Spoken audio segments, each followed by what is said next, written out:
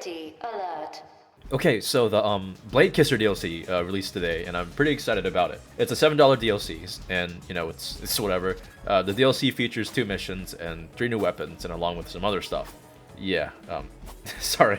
The 2 new missions and the 3 new guns were what got my attention, and without like holding you all up, let's hop in. So the first weapon we got is the revolver. Unfortunately, it has no engravings, but here it is. It's obviously single fire, and if you're fast with your left clicking, you can easily just, make this like the fastest punching gun ever. And if you left click and hold, you can fan the hammer, which fires out 3 bullets. Next up is the LMG, and if I'm not mistaken, I think this is based on the Surefire MGX, I think? I don't know my guns, but I do know that it's the gun that I used to use back in Warface. It holds about 50 rounds, and it comes with a unique taser attachment, and it's a pretty decent gun. And with the attachment itself, the taser attachment doesn't kill the person you're shooting at, and yeah, they're just unable to attack you for a bit. So yeah, I mean, it's actually pretty good. It has its own niche. Finally is the sword. This is a weapon that has been teased a lot and had me a bit hyped. Well, I mean, and honestly, any shooting game that allows me to use a sword is awesome itself. The sword is obviously a hack and slash weapon if you just mash your left mouse. And if you hold your left mouse, you ready your blade to lunge at the enemy. It's like the energy sword from Halo, but you have to ready your sword to lunge at them. The sword has its own kill animation when you have an enemy hostage, and you basically just become the best chiropractor and just shove a sword through them.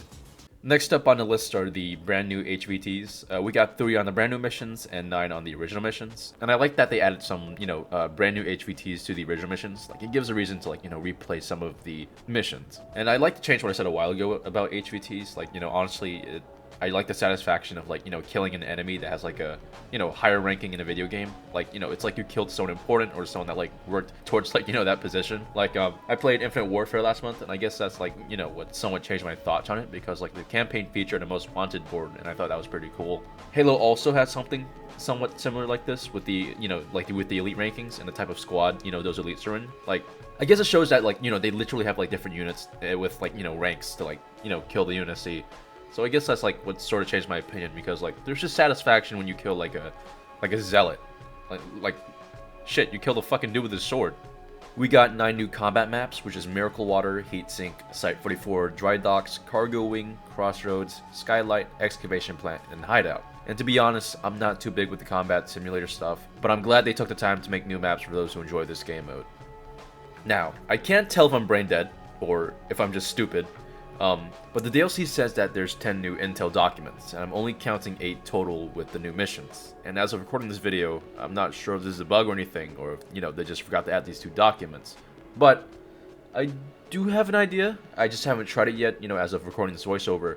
But if those 2 documents are just somewhat in the game, but not listed on the intel board, but I'm thinking those 2 are hidden around the HQ or in that secret backrooms area when, where you have to use no clip to get through there. Alright, with the new gameplay stuff covered, let's move in with the new missions.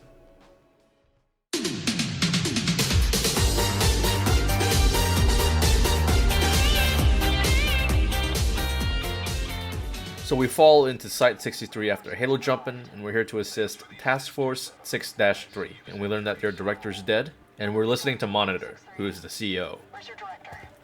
He's dead, ma'am. I'm the acting CEO. Our director wants to help extract Monitor out, but Monitor wants us to help out his team and secure the Western Cargo Wing, and so we're tasked with securing it. As we continue our way down to the Western Cargo Wing, we eventually meet up with Wolfhound, and he tells us that this path we're going through is a path that Horizon won't anticipate us coming from, and that it'll allow us to take them by surprise. Anyway, cue the epic rampage killing everyone music.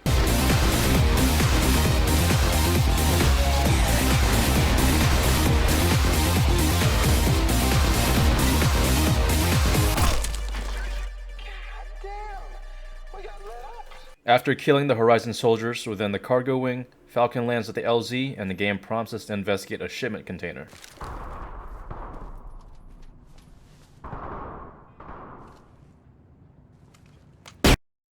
We get knocked the frick out, and Horizon's upping their game with anti-air guns, which causes Raven and Falcon to pull out of the LZ. You're still alive. Try not to hate me. But I used up all your ammo. Your team After beating up that asshole, we look around for the extraction point, but the western cargo wing has been caved in, along with the northern tunnels from Stalker's End. Monitor asks our director if the docking wing can be a possible extraction point, and so the director tells us that we have to go back to the insertion point. Hang in there as long as you can, Deadeye. Deadeye, check in. Deadeye. Man, I hope Deadeye died from natural causes and not blunt force trauma for spending some dude's ammo. As we head to the docks, we see that the docks have collapsed. Stalker talks over the comms and tells us that the eastern cargo wing can be a possible extraction point. And then, we get ordered to head towards the eastern cargo wing for assistance. How many more have to die before you realize your leaders? I honestly have no idea who's talking to us here. I'm not great with voices, so he might be a very important character that I'm too stupid to realize might be a guy we've seen or heard before. Either that or 106 is confirmed schizophrenic like my coworker Noah. Get those bloody charges planted. Shit! Oh, they're about to breach my command wing. 106, you gotta stop them. Okay, I guess we'll go stop him or whatever.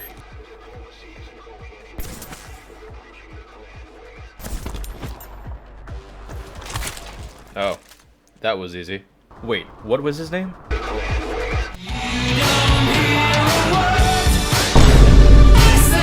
After killing everyone in the whatever the fuck, Monitor tells us to head to the eastern cargo wing after not getting a response from Tank and his team. After entering the eastern cargo wing, our director detects their life signs within the shipping containers. Afterwards, we get swarmed by these Horizon cucks and we have to defend Tank's crew. All units, 106 is expendable. Kill or capture, I don't care.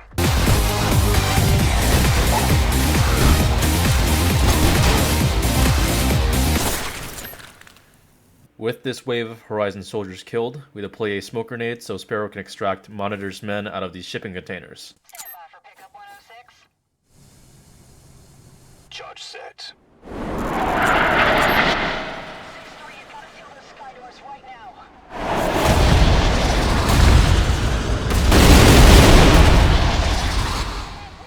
Mayday, I'm going down! With Sparrow going down and Eagle going in the Saver, Monitor has no more extraction points, and our director says that he needs to cut his losses and leave without his men.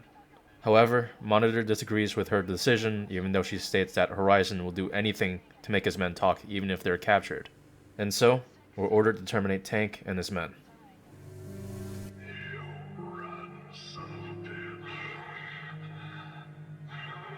First strike, double kill. Triple kill. Overkill.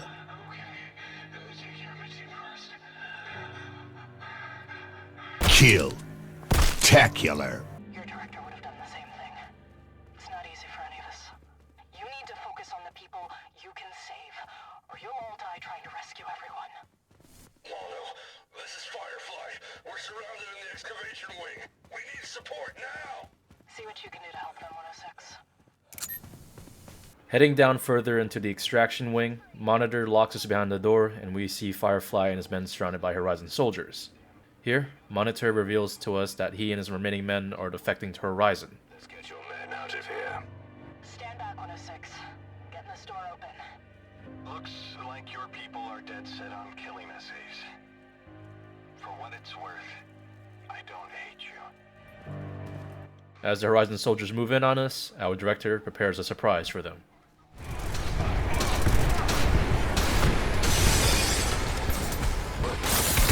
After clearing this area of Horizon soldiers, the director gives us a confirmation that Task Force 6-3 is now our enemy. With Auditor over comms saying that we must not reach the command wing, it gives us a new objective that we should definitely breach the command wing. We can't hear what either of those charges. They wasn't meant to be removed, smartass.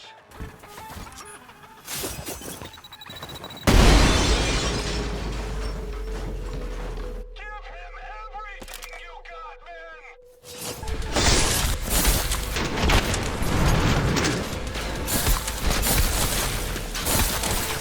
The objective is still the same as it is. As we finally reach the command wing, we go full no rush on these guys.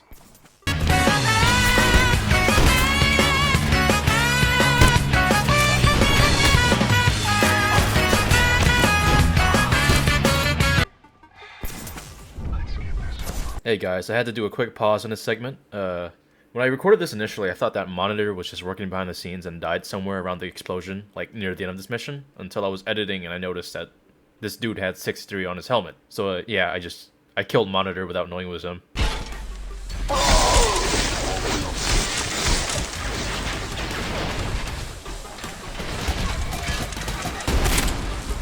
With this site on fire and explosions happening everywhere, we are told to find a way out. And our boy Raven goes in for us despite this being a danger zone now. What a bro.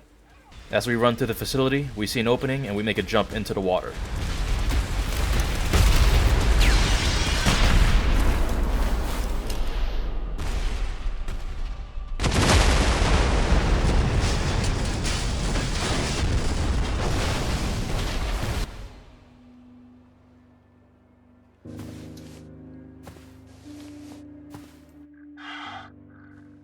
There he is.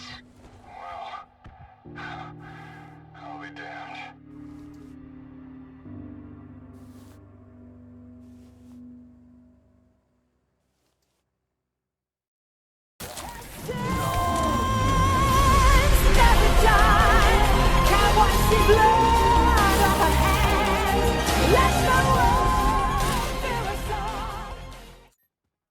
On Omega Facility, we are joined with another Syndicate unit called Wraith, who will be assisting us with taking care of the entire facility. Anyway, Omega Facility is just a Metal Gear Solid 5 reference. I'll prove it to you with an in-game cinematic that's in the game when you beat the entire game on Rage Mode and have 100% achievements in the game. Start bringing people in. Use this. It's a Fulton recovery device. When you're in the field, use it to extract any soldiers or prisoners you want back here. We'll see if we can't persuade them to join the ranks of Diamond Dogs. Amazing. Mission complete. That right there is why you're the best, boss. After hitting the button to release a drawbridge for us to cross onto the facility, the entire assault begins with Raven and the other pilots engaging other enemy choppers. And as for us, we get to have fun tearing the Omega soldiers to bits. As we kill the soldiers, Morrison asks the Omega soldiers if Blackwell has left safely, but we learn that he didn't, because of the work he has to do. Oh well, another doctor to add to the body bag. We then deploy a smoke grenade to let Wraith's team know that it's safe to drop into what seems to be the command room. We learn that Blackwell is below us, so we head down.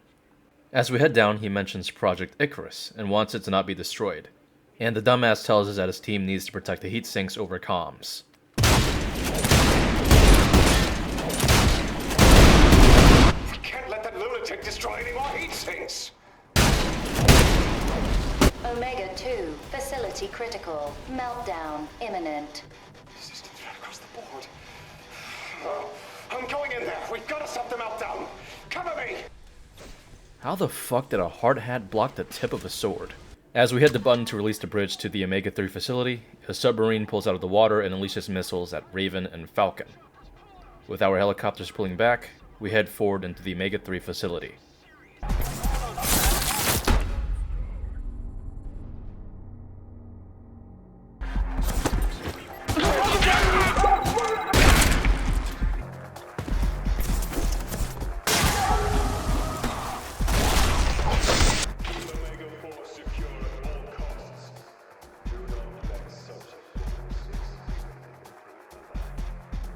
Morrison and his reinforcements will do everything they can to prevent us from making it to the 4th facility. So with the Ascension, they release these missile pods which lands on the platforms we're on and release... God damn, well fuck you too. Morrison and his reinforcements will do everything they can to prevent us from making it to the 4th facility. So with the Ascension, they release these missile pods which lands on the platform we're on and releases soldiers upon explosion. That sounds fucking cool.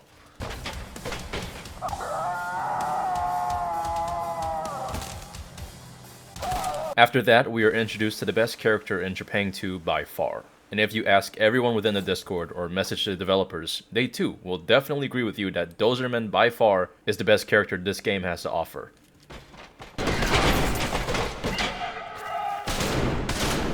Reloading!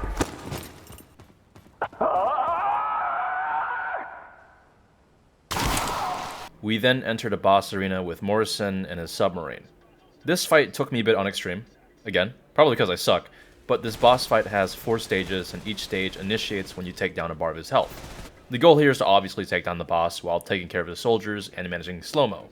However, with each ascension that Morrison does, he releases these heat-seeking missiles that you can shoot down.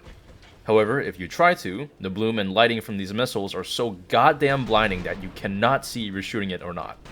But yeah, that's pretty much it to this boss fight. Here's a montage of me dying.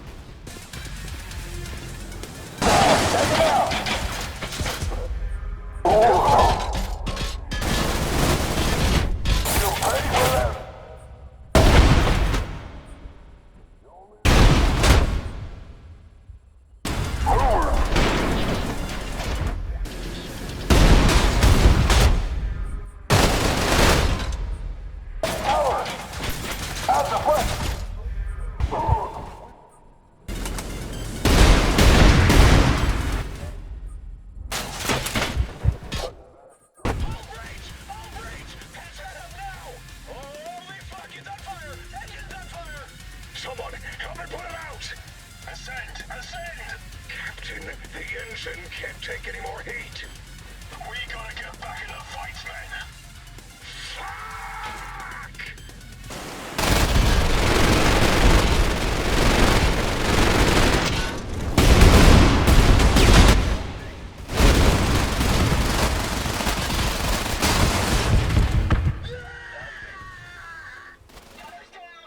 Oh god.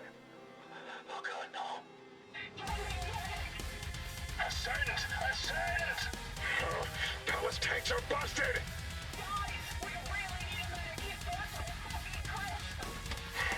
Engine's offline.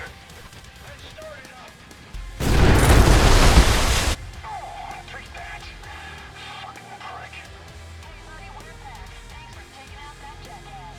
After taking out the HNS Omega, the debris of the ship floats up to the ocean's surface and acts as a platform for us to get to Omega 4. To note, crossing through the debris is eerie as hell, listening to, like, you know, the crewmates suffering from the damages that we caused to the ship.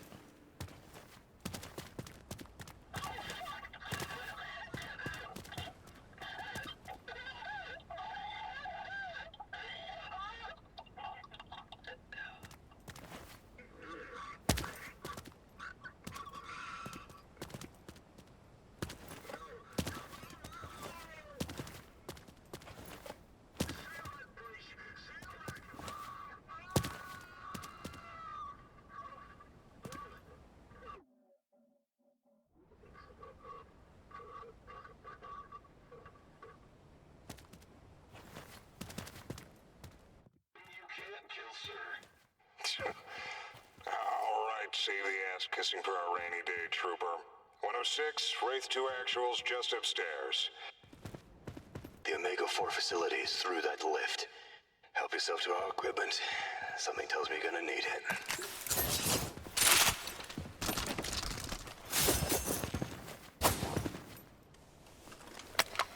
We're here. Let's hope this is worth it. Heading down into Omega 4, the director detects multiple Task Force 27 operatives. Operatives that are part of our task force.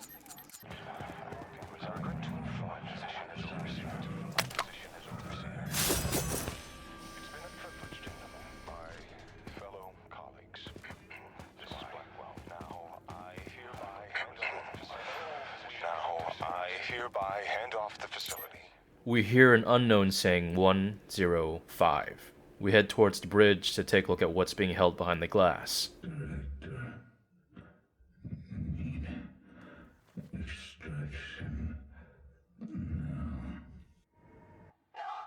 that can't be. Looks like he's interlinked with the facility systems. Guessing Horizon had to shut him down. Patch me into that terminal 106. My fellow colleagues. Hereby hand Alert. off the facility. Unauthorized access detected. My fellow Activating colleagues. emergency. After inserting the director into the terminal, nearby glass that was holding someone breaks. When we encounter these someones, we see that it's clones of us, and given that they're hostile towards us, we have to fight back. So these Subject 106 clones act like us. They can turn invisible, and they can slide. And that's pretty much just it. It'd be pretty funny if they 100% had player-like controls, like they can just grab us, suplex us, or, you know, just straight up throw us at a wall. But that'd probably seem unfair since we're also kind of broken, so it wouldn't be that fun. With the 106 clones defeated, the voice over comm says that Subject 95 has awakened. And if you follow the lore and before it's revealed to you, it's Dr. Emerson. You know, the guy's corpse that you kicked to explode to get the Immersus achievement in Pandora Institute? That's him. 05. Is that you? Dr. Emerson. Director? They're getting desperate. They're still trying to break the cycle. To Captain. We won't let them. It's time for you to retire now. Can't kill me from there. Come closer. It's been a problem. As we get close to Dr. Emerson, this area holds multiple rooms with wheelchairs that are surrounded around TVs that displays nuclear explosions, an eye, palm trees, and text, and etc. And this is somewhat related to where Subject 106 was kept in the beginning of the game. If not, something about Site 14 and this site has something in common.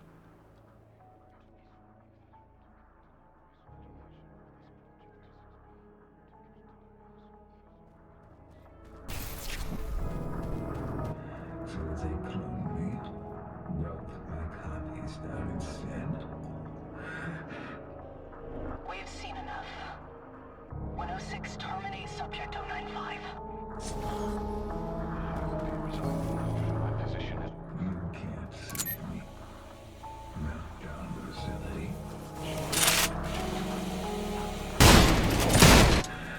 The cycle continues. With you.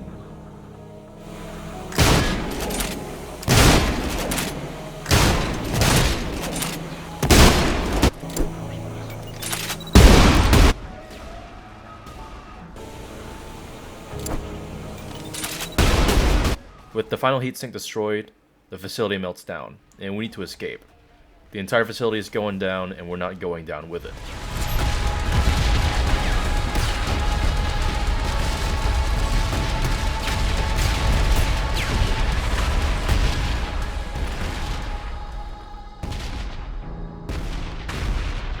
We're finally done here, 106. Get to the rooftop and extract. 106, we look forward to serving with you in Task Force 27 again. Wraith out. More targets. They're dead. Are we done yet? No, still got a few more platforms, Gramps. All right. I'll do another sweep.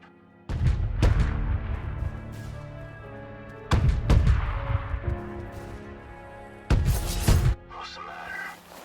Don't want to stay and watch the light show? I feel you.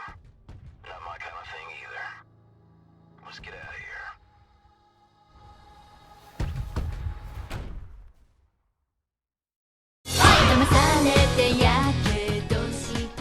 Okay, Trepanging 2 Boy Kisser, in my opinion, was a pretty good DLC. And for what it's worth, $8 is not bad for 2 new missions. New HVTs and 3 new guns, and the fact that I enjoy most of the missions, besides the fucking international mega boss fight, and the sword lived up to the hype. And, you know, if only we had the ability to deflect bullets and shit, that would be fucking awesome. But yeah, I like the DLC, and I hope that they start releasing some more new stuff for Trepanging 2 over this year and the next, as I'm still eager to see what happens after, you know, the secret ending. Kudos to the devs and everyone who worked on this game, and thank you, the viewer, for sticking to the end of the video. And, you know, that's it for you lovely folks.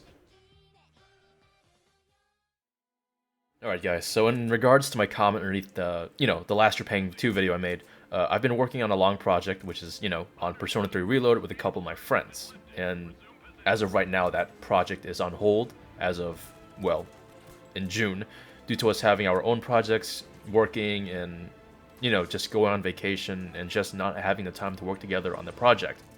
So in the meantime, I'm currently working on a fun Metal Gear Solid 3 video for my video class, and the probability of making a review on the Halo Reach Mythic mod.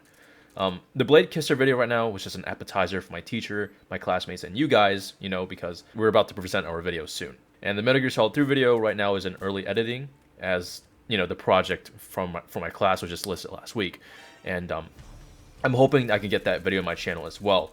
The reason why we're not allowed to like, you know, post videos, like, you know, like even though we're done, is because of like, you know, school stuff and regulations. I don't know, but you know, just yeah, hopefully I can just, you know, get the video on my channel, you know, after I submit the project and my teacher gives us all the go ahead. And if not, then, you know, it is what it is. Then again, I can't promise you whenever I'll post the next project video, but what I can say is thank you so much, all of you. I want to be your friend. Stupid fat